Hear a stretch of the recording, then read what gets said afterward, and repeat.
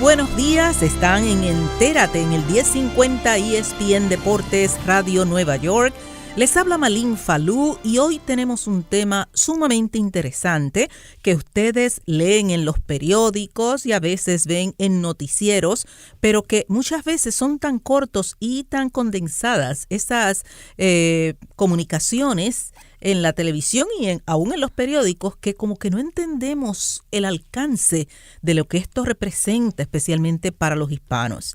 Y tenemos con nosotros a la presidenta de la Asociación de Abogados de Queens, la doctora Mercedes Cano, y ella pues nos trae una información valiosísima, así es que vamos a darle los buenos días. ¿Cómo está, doctora? Tanto tiempo sin verla. Buenos días, Malin, qué honor y qué alegría estar aquí con ustedes y con todos nuestros oyentes para tratar este tema tan delicado y al mismo tiempo tan doloroso que es la emigración forzada, se puede decir, de miles y miles de niños con sus padres, la mayoría de ellos con sus mamás, que están entrando a los Estados Unidos. Vienen entrando ya hace años. Lo que pasa es que últimamente esto se ha vuelto una crisis humanitaria, porque están entrando en masas. Exacto. En masas. Yo misma pensaba que mandaban los niños solos y yo decía, pero esto verdaderamente es como algo anormal y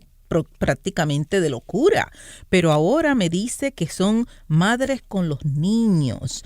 Los hombres se han quedado atrás o a lo mejor ya han venido, se han entrado primero que la familia. Cuéntenos un poco de este panorama, doctora. Sí, lo que está sucediendo, lo que se está encontrando ahora es cantidades de mujeres entrando con bebés, con niños de meses, con niños muy pequeños, y prácticamente lo que nos está informando ICE, que es la inmigración que los para en la frontera, es que no los tienen ni que perseguir, sino que estas madres con sus niños se están entregando apenas ven a los oficiales de inmigración, porque lo que ellos están buscando es protección. Entonces dicen los oficiales ¿Protección de qué? Protección, vienen corriendo de la violencia en Centroamérica. Eso es lo que están diciendo, que la violencia en Centroamérica es una cosa desaforada, que nadie tiene salvación. Si usted es un niño que ya tiene 7 años y está en la escuela, las gangas están entrando a las escuelas reclutando los niños y las niñas. Si usted no se une a la ganga, lo matan, lo violan, lo golpean. Si usted reporta, hieren a su familia. La situación, de acuerdo a lo que estos niños y mujeres nos vienen contando, es que es desastrosa, incontrolable. Los gobiernos centroamericanos de El Salvador, de Guatemala y de Honduras no tienen control de lo que está pasando hoy día. O sea que está peor de las guerras que vimos cuando en Nicaragua, en El Salvador, la tragedia que ha habido en Guatemala, ¿todo eso está peor aún? Yo diría que ahí fue donde empezó el problema. Él empezó el problema con esas guerras civiles que hubieron, esos desastres tan horribles, que si tú te acuerdas, en 1990, gran cantidad de guatemaltecos, de nicaragüenses, toda esa gente emigró a los Estados Unidos y muchos de ellos se quedaron en el sur, en California, ¿cierto? Claro, porque no alcanzaron sí. a subir hasta acá a la costa este. Sí. Y precisamente esa cantidad de niños que entraron en esa época fueron los que crecieron en las calles. Crecieron en las calles y que hubo gangas y se formaron en Los Ángeles las grandes gangas de los maras salvatruchas. Exacto. Cuentan la gente que esos maras salvatruchas se formaron en represalia y protección a las gangas que habían de los mexicanos en el sur. Impresionante. Entonces estos muchachitos que entraron no tuvieron papá, mamá, porque todos fueron asesinados, muertos en la guerra en Centroamérica, sí. Y estos muchachos se criaron solos y cometieron muchos delitos. Y por supuesto que cuando inmigración los cogió, los deportó. Entonces todos estos muchachos fueron deportados a Centroamérica y no tenían nada que hacer, no tenían familia donde ir, no tenían ningún trabajo, están acostumbrados a la criminalidad y encontraron las drogas y la forma realmente de chantajear para poder hacer una vida.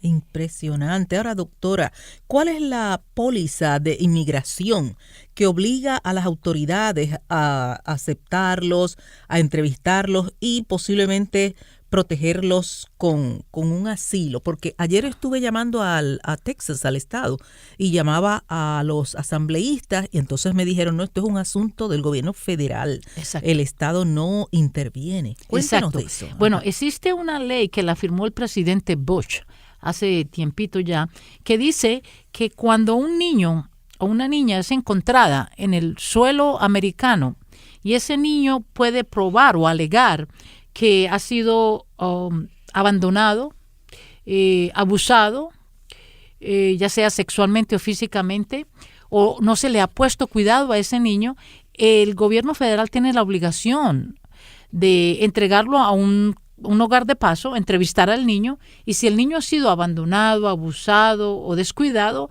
se le puede dar una residencia. Esa es la verdad de esa ley. Se llama Special Immigrant Juvenile Status. Que me imagino Bush la firmó porque ya ese problema existía. Sí, y entonces ese problema se ha dado muchísimo y se vienen muchos niños que han estado acá en este país, han logrado sacar su residencia. Lo interesante de esta ley es que este niño, una vez que consigue su residencia, no puede pedir a su mamá y a su papá. No los puede pedir. Es otro tipo de clasificación, otra clase de clasificación. diríamos. Ese niño es solo él el que se beneficia. Entonces, ¿qué pasa? Que se ha estado escuchando mal informando y mal escuchando en Centroamérica de que si el niño entra a los Estados Unidos va a ser protegido por los Estados Unidos. Por eso yo tenía la impresión de que venían solos, pero ahora ahí vemos la diferencia. Sí. Entonces estos niños vienen con las madres más que todo, se entregan a las autoridades pidiendo un asilo. Están diciendo, tememos por nuestras vidas, el gobierno nuestro no nos puede proteger, necesitamos que los Estados Unidos nos proteja.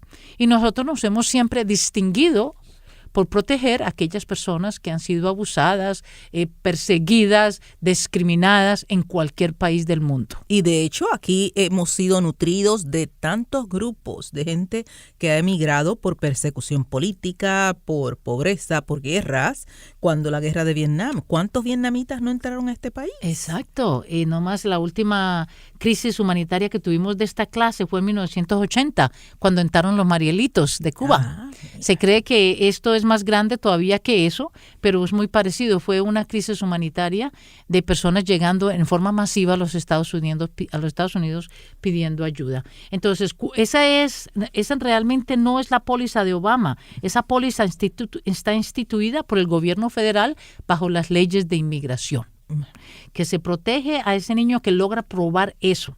Claro, pero no a la madre que viene con él. No a la madre, por supuesto que no. La madre puede pedir asilo, ella personalmente, si ella puede probar de que ha sido perseguida, de que es discriminada, de que su vida corre peligro. Pero ¿cuáles son las pruebas que se aceptan entonces? Por lo general es la historia oral que la persona cuenta. Sí, porque no puede traer documentos ni nada. La persona ¿verdad? se viene sin nada. La persona se viene simplemente con su ropa y un galón de agua si tiene suerte. Entonces es la historia oral que la persona cuenta. ¿Qué credibilidad tiene esa persona frente a un juez? Entonces ahí está donde es la necesidad absoluta de que esa persona la represente un abogado. Un abogado que represente los intereses de esa persona, que pueda buscar información de lo que está pasando en el país, de que pueda realmente preparar a esa persona para que dé un testimonio de la historia. ¿Qué fue lo que le pasó a la persona? Entonces, ¿cuál es el proceso de principio, diríamos, a fin? Porque esto parece que no es tan fácil decir que este es el fin, pero ese proceso. Bueno, lo primero que debemos de decirle a las personas es que una vez que esa señora entra con el niño, es detenida.